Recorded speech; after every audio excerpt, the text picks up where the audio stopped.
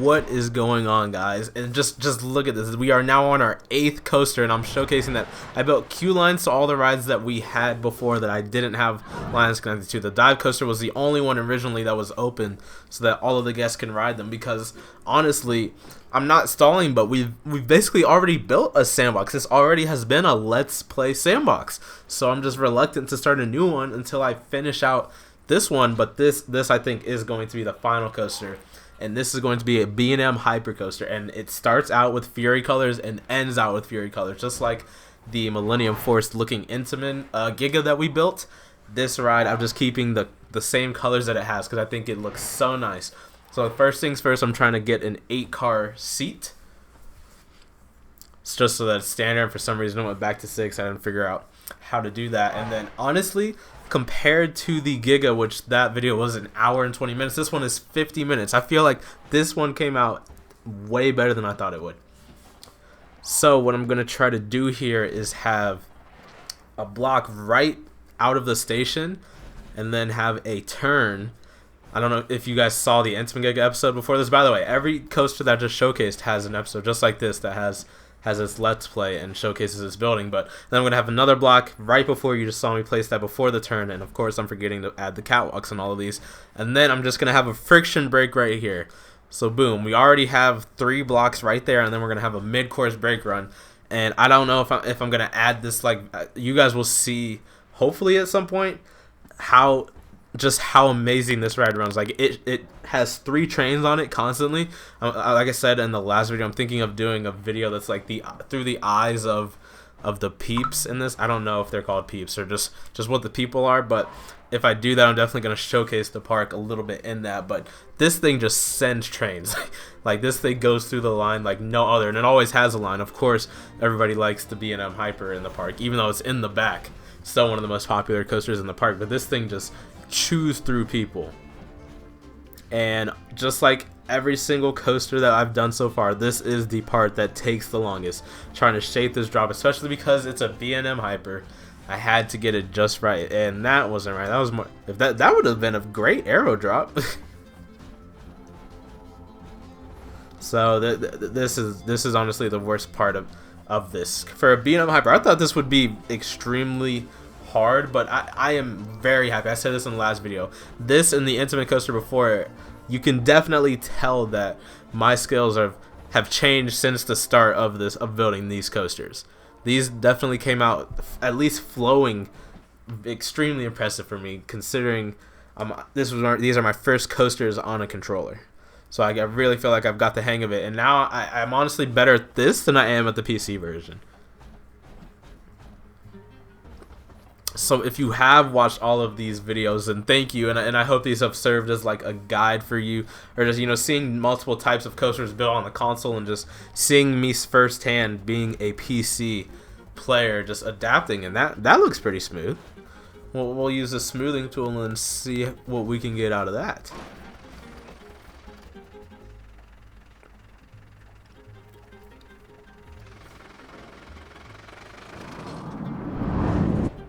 That looks, honestly, that looks about as good as we can get.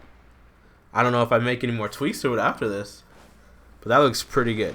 And I'm adjusting the chain speed and these speeds just to make it a little bit more realistic. And I honestly might have forgot to adjust the friction on this one.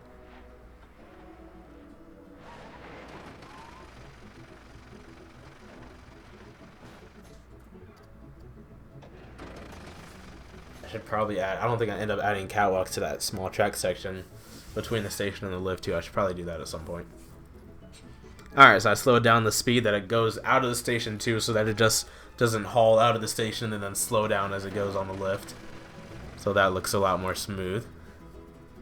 And then I'm just watching it to see how long it takes to go up the lift, just to make sure it's a little bit realistic. And I'm testing this because this is the turnaround that I'm going to use eventually. You're going to see the layout I do. The first element is more like the first thing Intimidator, I like to call it 232, does. Where it just goes up and then twists. And I was not very fond of that hyper, by the way. Just because these are live commentaries that I could talk about whatever during them. I want to place this, by the way, as close to that path as I can because I've ran out of space already, which is why I'm turning. But So I'm going to take a page out of that book, except this ride is actually going to have airtime. And we're going to turn to the right. And I think this element came out pretty smooth. I was surprised. I thought I was going to completely butcher this thing. But this honestly takes a second for me to get to.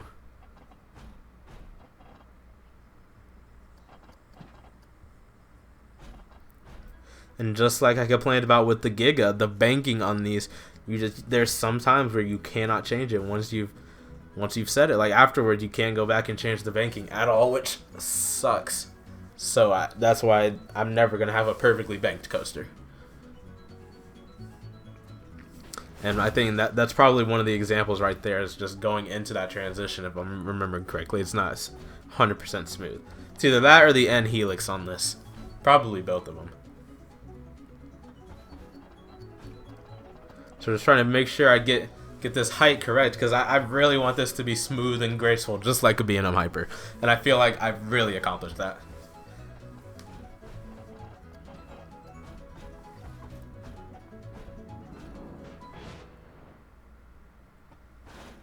So I'm just trying to smooth out that whole element, and then I think that might have ruined the banking. If I'm probably remembering wrong, but I might have to redo the element if that messed up the banking completely. Yeah, look at that. There's no banking on that now. So sometimes the smoothing tool will completely mess up what you're trying to do. Let's just see what it looks like on ride. Yeah, there's like, I mean, there's some. Do I keep that? Don't tell me I keep that. I guess I kept that. I'm not very fond of how that came out, but I guess I kept it. Now this was actually impressive. This is the best airtime hill on this ride, and the best airtime hill I've ever made in my life. This took me rebuilding probably like 3 times. I wanted to get this perfectly shaped like an airtime hill, and it goes over it so gracefully. I really feel like this could be a B&M Hyper, which is what I go for when I build coasters. The layouts, more than just like the scenery and looking fantastic. But like I said, doing this series and combining that with trees has really helped. So I'm trying to build it. Like I know they start out steep, then they get steeper, and then like it's basically like trying to build a perfect top hat in No Limits 2 for Dragster, because getting the shaping is extremely weird, and that's not it. It's definitely too wide, and that just absolutely flew over it. So we're not even at the right height.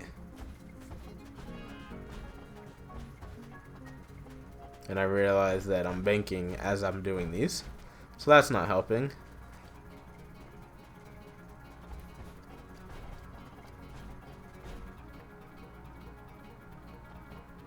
That first half honestly doesn't look too bad.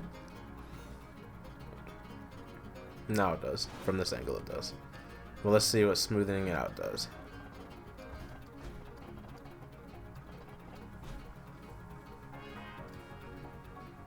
So let's watch it go and see how.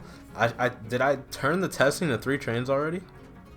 And that even sped up. That looked pretty graceful.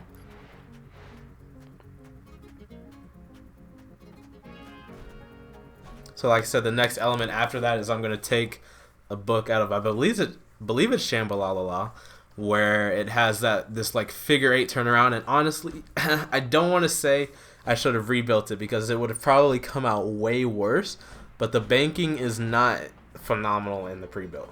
You'll see that when we get to the actual on-ride POV of it. But I'm gonna turn out of that into like a banked upwards and then go into an airtime hill, which this airtime hill is way shorter than the mid-course you're about to see after it. So I feel like there's some decent airtime hill on that. And there's just decent airtime on this ride. Just in general, I feel like, and going and watching the peeps ride this. I don't know if you guys saw the video that was the 3 realistic things, where you can see that the hair goes up during airtime and that they all throw their hands up. Every airtime hill, everybody throws their hands up, like there's a bunch of enthusiasts on the coaster. I absolutely love it. Even going like into the brake run, like any moment of like longevity that has airtime, or just like smooth flowing airtime moments, even on the RMC, when there's just like some nice ejector, they will throw their hands up. But on this, they do it on every single hill. So now I'm trying to have the mid-course that goes right through that first element. I'm just trying to get the turning on it just right. And you're going to see this ends up looking a little bit wonky. Because of course I can never do anything just like too straight, just have it like perfect.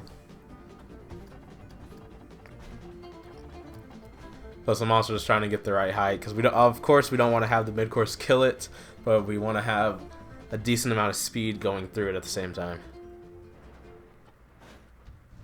So I'm going to speed out that whole valley.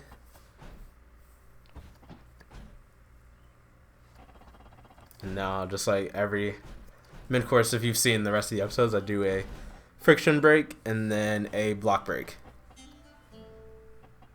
And I wanted to have a really graceful transition. I wanted to have a helix right after, but I realized that that wasn't going to work with the track right there.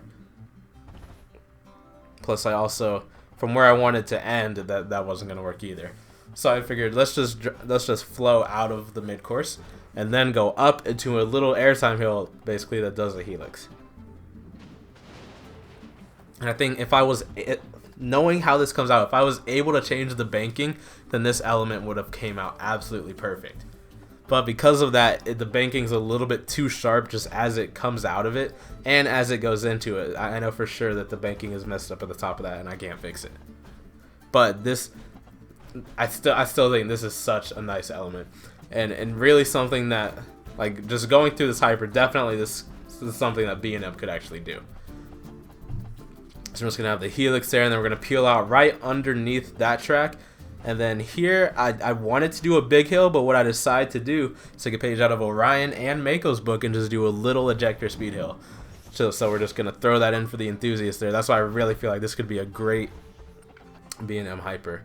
And that was Coaster Media. I almost forgot his YouTube. Coaster Media, he has me on Xbox, and Thrill Central sent me invites in the last episode, and Coaster Media did in this one. So I think I'm trying to do like an airtime hill out of it, but that just ends up looking really wonky, and I just don't like how it comes up or how it comes out. So I just know I end up tucking it underneath that section of track.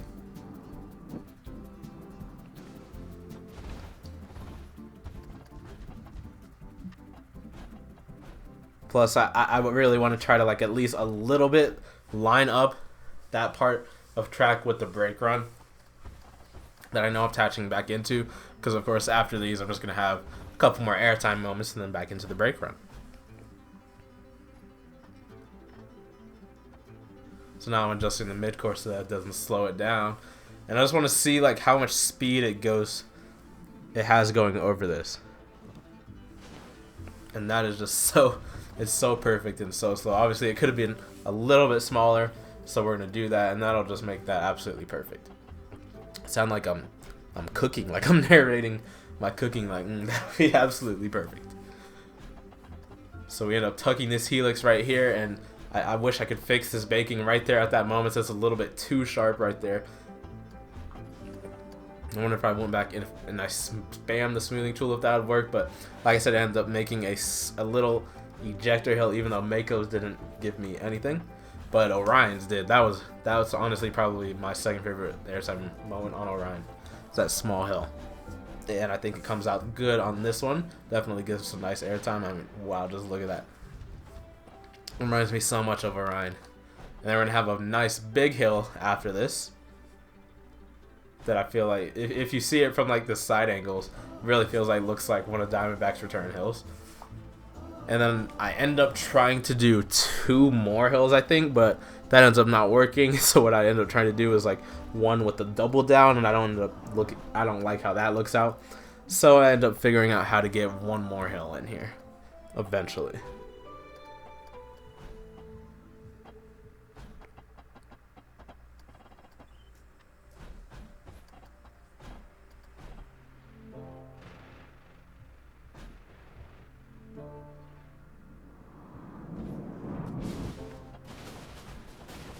So I'm trying to angle it like perfect. I realized I was a little bit off, so I just have to. It's gonna be like a weird little kink you're gonna notice on the return trip. I think I ended up backspacing this entire hill and fixing that problem earlier on.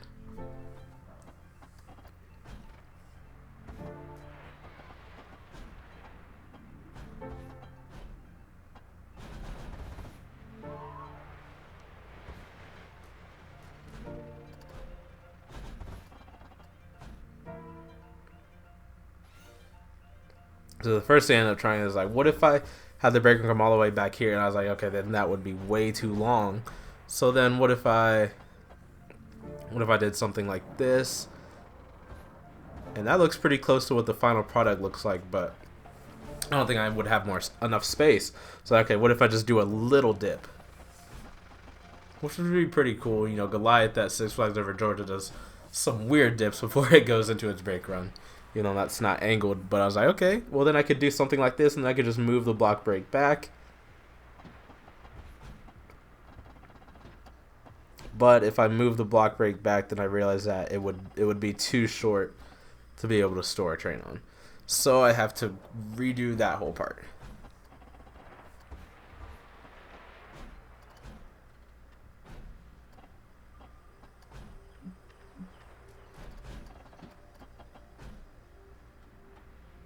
And honestly, I have it there, but just going into it and riding, I think the issue might have been that it absolutely flew through the brake run. So I was like, okay, I must need a longer brake run. So I'm going to turn on testing 3 trains to see how it flows through. And the first thing I noticed is that it doesn't make it around that turn, which is weird because Diamondback does in real life. So there's Planet Coaster friction for you. Or maybe I should have lowered it. I didn't even think about it. Had it go like 1 degree down, but then that would have been hard to line up with the station. Even though I built it out the back of the station, so it would have been fine. So, but here's my first POV, no scenery. I love how graceful that is, actually. And then here you're gonna see, I like how it goes up, but look at this banking right there, like that, right at the end. I don't like how that is. Then through the mid course. And that banking, and right there, the 2 moments of banking I wish I could fix. But other than that, and that, yeah, look at this. That's not what we wanted at all. So I end up having to make a much longer brake run.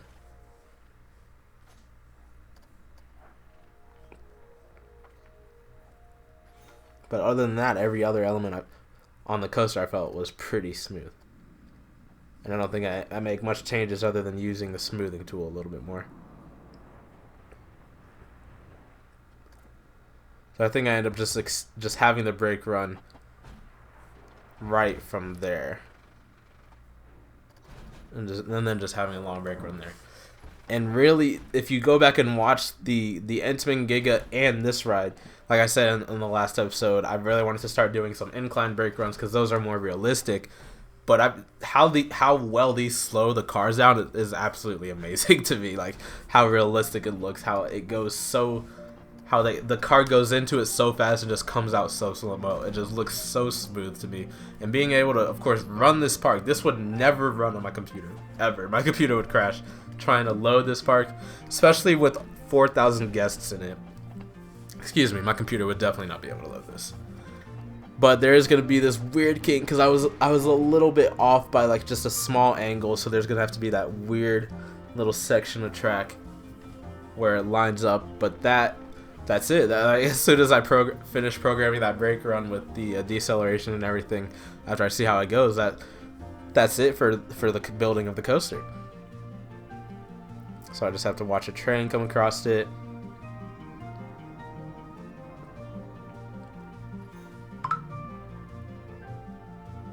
And boom. I don't know if that was that perfect first try without even doing anything. That's T-Man messaging me. Maybe we'll play some Fall Guys. We like to talk about roller coasters and just play stuff, me, him, and throw central. But here we started on the tree, so that's insane that the brake run worked like flawlessly the first time I placed it. So of course I have to have one big tree in the middle of that. And then this one was weird because I was like, okay, I really only need trees when the coaster dives low to the ground. So that's why I started with that little section there with the 2x2 or the 2x3.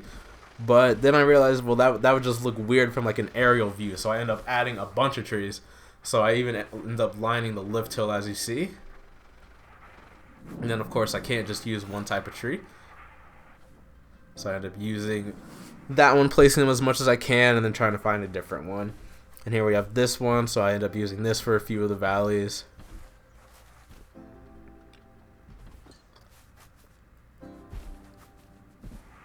I think honestly one of these still cuts into the ride vehicle a little bit, or the clearance isn't good, but I just never bothered to fix it. So now I'm just lining this edge with these trees. I'm honestly surprised because these ones are extremely small. I'm surprised I use these. And those 2 trees right there are like automatically placed in the park. So I was like, yeah, I just wanted to leave them because it came with the park. And then I'm gonna finish lining them, this row right here, with these. And then you're gonna see as soon as I back away and get a nice view of this, how it starts to shape up. This park just this came out way better than I ever imagined. I never thought I would have like an 8-episode series basically of building all of these coasters. I thought I was just gonna build. I just started with that arrow, then I felt inspired to build Ghost Rider, excuse me. And I was like, well, let me record trying to do that. But this is a sped up thing, and this is just the final coaster. And just look at this view, just look at this park. But here is the POV of the B&M Hyper.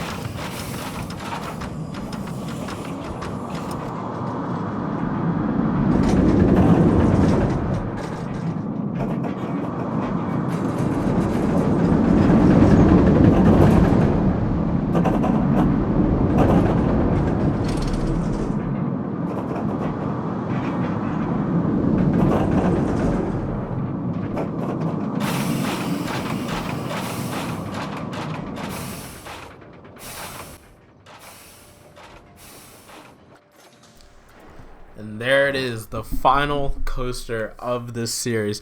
Other than a few janky transitions, I really feel like that came out really nice. I mean, just look at this with the sunset. So I'm sitting here trying to get this view. Trying to get the nice thumbnail shot. I feel like that's too far away for you to really be able to tell. But just looking at this from afar, I mean, with the trees and just how nice it was really smooth going over some of those airtime hills, I feel like. Especially the one right before that turnaround. I'm really proud of how that came out. And just watching this. And here's the view that I think I'm probably going to use for the thumbnail, but just look at it. It's absolutely amazing. And this is exactly how this thing runs when it's open, by the way, to the peeps, because they get on it immediately, and basically by the time it goes over the first drop, it is ready. But this is the final. Just like every episode, you guys are probably sick of the song that plays on this ride, but every episode I have to ride the Sky Temple and give a nice little overview of basically the whole park with the new addition that we've added, and this is going to be no exception. But this is the final episode of it, except you're going to see that I'm going to add a path here. I was like, I might as well just put that in the episode, me adding the path. So I have to add one to the wing coaster and to the Hyper. And I end up also having to add one to the arrow because I think I forgot to do that earlier. So first things first, just going to do the exit, and then You can see basically like how I like to make my queues, just sort of like I always forget what it was called where they zigzag. I can never think of the term. Let me see if I can get it. Not side something. And I end up changing that queue because it does not get very many guests being tied off to that path. When I tie it off to the other path of the RMC, it ends up getting switchbacks. Got it. But it ends up getting a lot more people when I tie it off to the other path. So I'm going to make one for the wing coaster, and this, for some reason, is the most dead ride in the park. I have not once ever seen a queue build up on this, and it stacks every single time just waiting for people, which is unfortunate, and I got to figure out how to bring more people over to that section of the park. You see the Sky Temple in the back, like just zooming out sometimes, just seeing these skylines that you create is so awesome. So I even made like a nice little decent sized queue because, you know, wing coasters, I could see, you know, attracting GP. So I'm just going to drag this out over here and reattach that. And then open that up. So now we have all of the coasters open. Oh, except for this arrow. I have to redo this one really quickly. And I did modify this off camo. You have to see me switch the stations for the entrance and exit. You see that automatically attached. But I did have to modify this coaster. I added trims, and that made it so that it would actually stop instead of shooting through the brake or the block brake, so that we could have 2 trains on this to make this ride more effective, especially because the chain lift on this one is so slow to be, you know, a realistic like old arrow. So a few switchbacks, and this ride doesn't end up getting too popular, but I might have made it a little bit longer. So there, that is, now all of the coasters here are attached to paths, and here is a full length, actually, you know, like view of this Sky Temple, because every time I always just cut to it where it's in the sky, but here's a full-length Sky Temple, and just enjoy the view of this park that we have created. If you guys have seen all 8 episodes, be sure to let me know. If not, you know, you guys can watch it. If you see any coaster types that you're interested in, just know that every ride here has a piece-by-piece video voiced over. That's just insane to watch over and look at, because just starting this, looking at this arrow right in front of me, that's all that I thought I was going to do. I just thought I was going to get the hang of it and do my own sandbox, but this really became the first sandbox, and I'm really excited about that and how it came out. So be sure to enjoy the aerial view one more time at least of this park, and I will see you guys in the next video. Be sure to like, comment, and subscribe.